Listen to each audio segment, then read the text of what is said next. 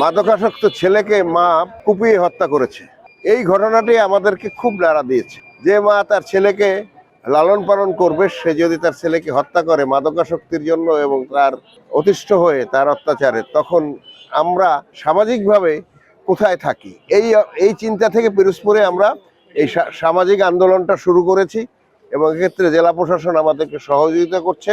তাদের ব্যাপক সহযোগিতার কারণে পিরোজপুরের বিভিন্ন সেক্টরের বিভিন্ন পর্যায়ের ছোট বড়, কম বয়সী বেশি বয়সী, সিনিয়র সিটিজেন, এই যারা স্কুল কলেজ ছাত্র, বিশ্ববিদ্যালয়ের ছাত্র, সবাইকে নিয়ে আমরা এই আন্দোলনে নেমেছি। পিরোজপুরকে মাদকমুক্ত করার জন্য যা যা করার দরকার সেই চেষ্টা করব। 18 বছর বয়সী নিচে কম বয়সী শিশুদের কাছে সিগারেট বিক্রি বন্ধ এবং স্কুল টাইমে কোনো প্রকার ছাত্ররা দোকানে বসে আড্ডা দিবে না, এই বিষয়ে সচেতন করার জন্য আমরা স্টিকার লাগিয়েছি। এবং আমরা এখানে সকল যুব সমাজ আছে, বিভিন্ন সামাজিক সংগঠন আছে, স্বেচ্ছাসেবী সংগঠন আছে, শিক্ষকেরা আছেন, সকলে মিলে আমরা এই মেসেজটা দিতে চাই যে আমাদের অন্তত 18 বছরের নিচে কোনো দোকানদার যেন সিগারেট বিক্রি না করে এবং দোকানে কোনো আড্ডা হবে না। সন্ধ্যার পরে শিশুরা পড়ার টেবিলে থাকবে, কোনো দোকানে বসে আড্ডা দিবে না। এই জিনিসটা আমরা বাস্তবায়ন করতে চাই। বাংলা কিউআর যেখানে, নগদ পেমেন্ট সেখানে। সারা দেশে 10 লাখেরও বেশি মার্চেন্টে নগদে পেমেন্ট করুন খুব সহজে।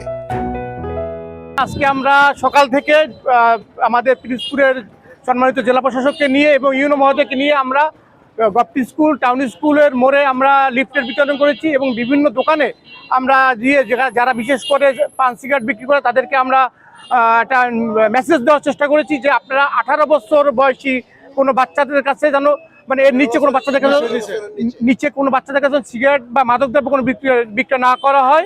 বাংলাদেশে এখন এক মারাত্মক বিপর্যয়ের মধ্যে আছে মাদকের মাধ্যমে। এই মাদক গৃহীতা, ব্যবসায়ী এবং সেবিকা সবাই আমাদের সমাজ, রাষ্ট্র এবং পরিবারের জন্য মারাত্মক হুমকি স্বরূপ।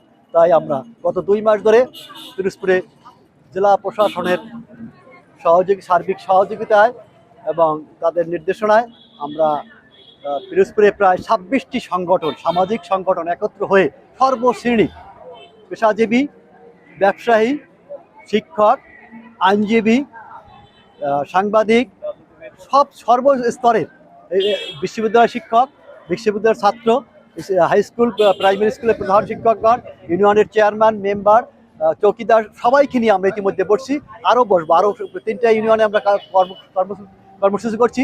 আমরা মাদককে উচ্ছেদ করতেই হবে, মাদককে প্রতিরোধ করতেই হবে। এছাড়া আমাদের সমাজ এবং রাষ্ট্রের বিকল্প কোনো ওয়ে নাই।